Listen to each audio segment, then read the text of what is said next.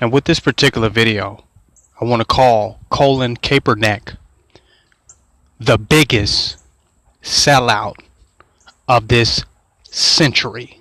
Colin Kapernick is the biggest sellout of this century.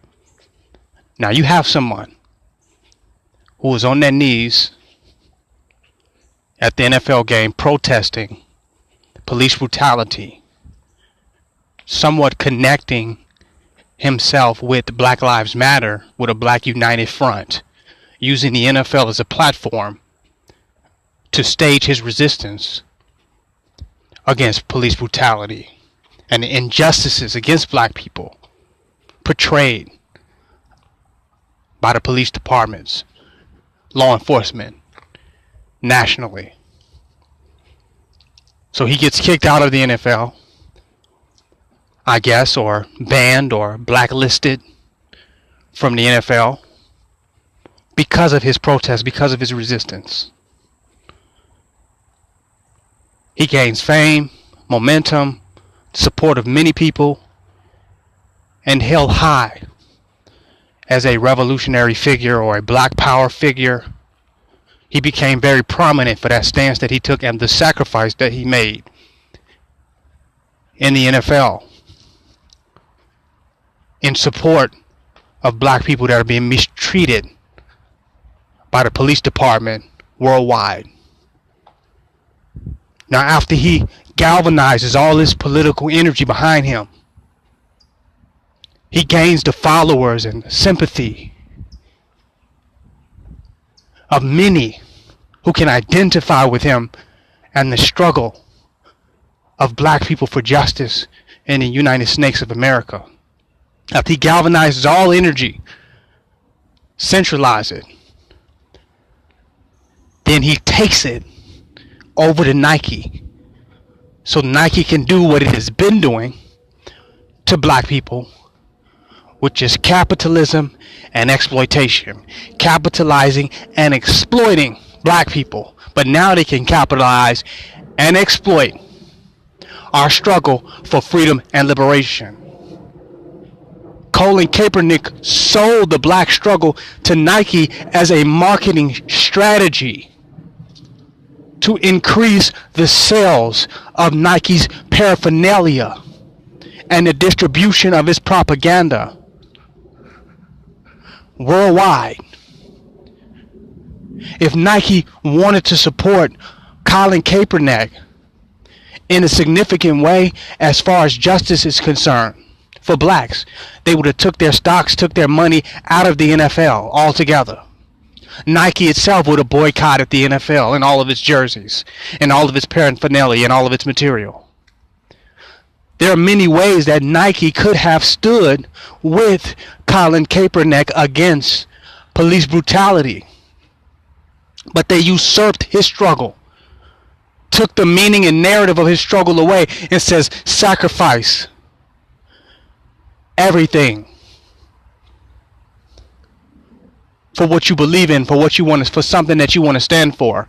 Well, that's very vague, because you can sacrifice for some evil shit that you believe in. The NFL could sacrifice a great NFL player because they don't want to stand against police brutality.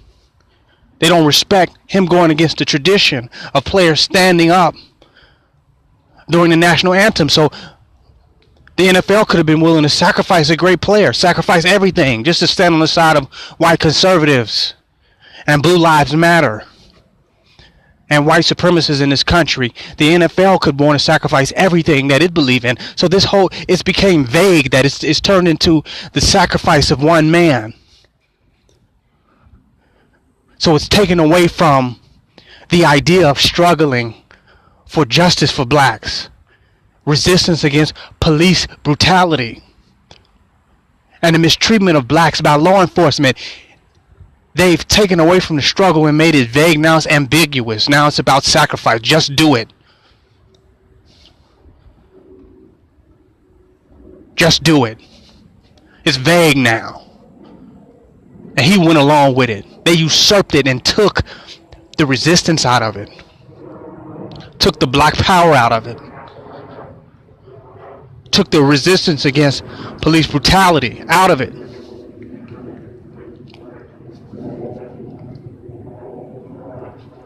And now it's a marketing strategy to help the elite, the 1%, make more money. A lot of people rejected Nike and started burning their shoes and burning Nike paraphernalia. So we say, well, Nike's taking a hit to stand on the side of this individual with integrity, with purpose, that's standing against the system, the beast, that Nike has sided with David against the Goliath of the NFL. But no, their sales increased 31%. It was a very, very intelligent and ingenious marketing strategy by the 10% to gain two things at the same time. One, more money, more sales. And to take a non-capitalistic, disestablishmentarian sector of the community and turn them into a consumer base for Nike. And re-systematize them and re-consumerize them and turn them into capitalists. And then to strip the struggle and the resistance movement against police brutality of its meaning and turn it into a vague cliche.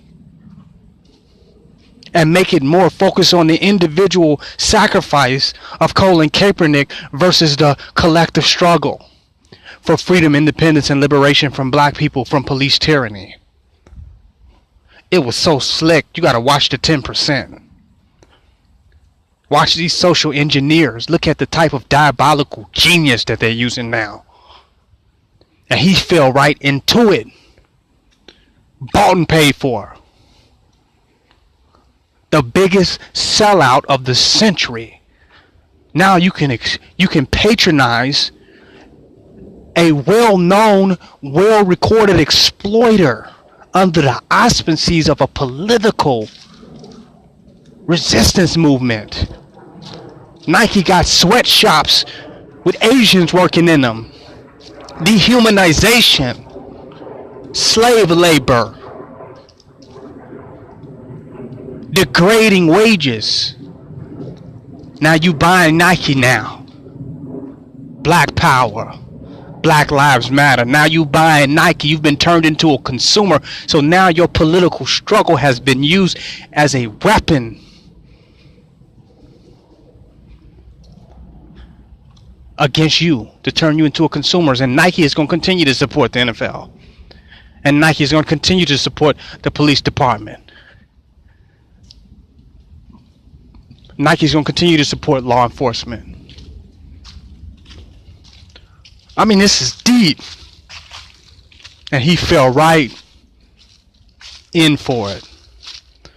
And what's crazy is that more black people have killed each other over gym shoes, over Nikes, because its prices are so ridiculous. More blacks have killed themselves over a pair of shoes than they have ever been murdered by police in the black community. A lot of the murder within our community is based on materialism that's being propagated by Nike, this materialism. Is being pushed into the community where they're impoverished, unemployed, and destitute, and then you go and Nike comes with its advertisement and pushes materialism, and that raises the crime level and turn anyone who can afford a pair of Nikes into a victim of crime. They didn't make the prices at a reasonable level so everyone could afford them. No. So that increased the crime and the desperation, the disparity by promoting this materialism, this unaffordable object of veneration, the Nike gym shoe, to a sector of people who could barely pay their bills, who could barely eat. and contribute to the social economic reality of black on black crime. Nike. And he jumps on that bandwagon. Desperate for attention. Wanting money. Self-value. Just do it. So what was Colin Kaepernick coming from? At essence, not political understanding, not a true political sentiment. Where was he coming from with kneeling at the NFL? Was this some attention whoring? Was this some way to make himself have an importance from an individualistic perspective? Did he exploit the mistreatment of black people by law enforcement and by the police department? Did he exploit that for his own self-gain? To make himself more valuable? To add weight to his own significance? So now he's worth $50 million now all of a sudden?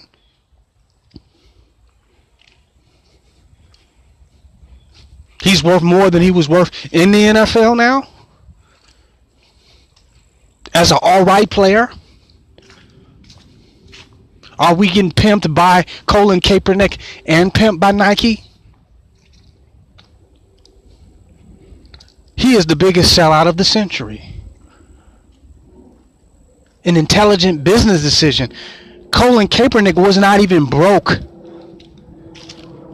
Even though he had been outed or kicked out or banned from the NFL, he still was financially okay.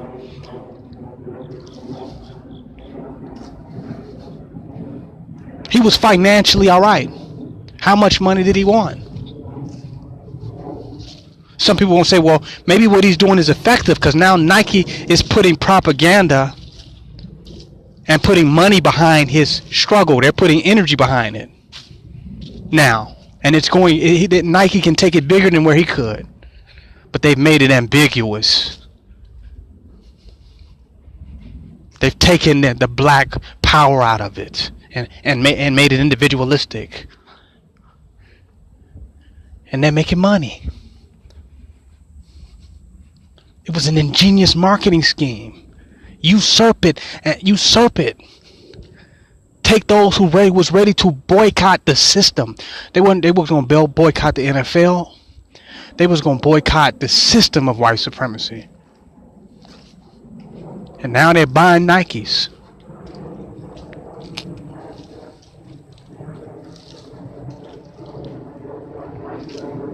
That was smart. Colin Kaepernick was being used by the elites to galvanize your power, your energy, and your attention so they could suck your ass right back into the fucking matrix and have you standing in line at the Nike shop. The biggest sellout of this century. There is nothing valuable about that. There's nothing that's going to be beneficial about Colin Kaepernick's deal with Nike. Nothing. He's going to help some shit that we could not afford due to our social economic condition in this society, that the people who want those Nikes cannot afford them. He's going to have them standing in the Nike shop.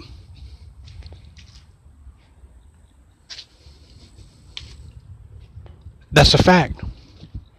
And now another white institution is going to get richer and be wealthier than it was yesterday off black pain and black mistreatment and black dehumanization in this country.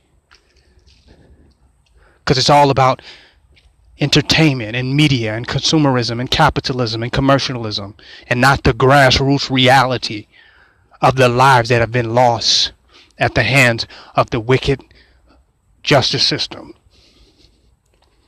So they die in vain. They die in vain.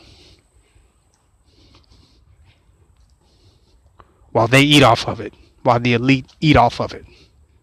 They'll find a way. They're like vultures. They'll eat the dead flesh of any situation. They'll find a way to eat off anything. There is no waste for these vultures.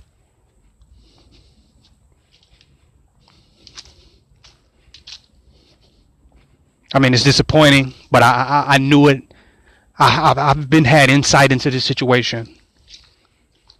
Colin Kaepernick, you looking at the biggest fucking sellout of this century. There is no... Colin Kaepernick is a super coon.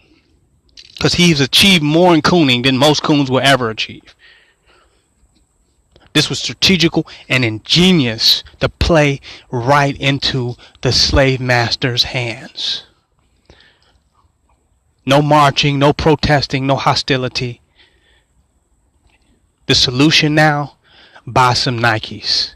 Buy Colin Kaepernick jerseys. That's the solution. That's how we change our condition as a people. Support the exploiter. It's King Noble Black Supremacy signing out. Join my website, www.kingnobleuncensored.com.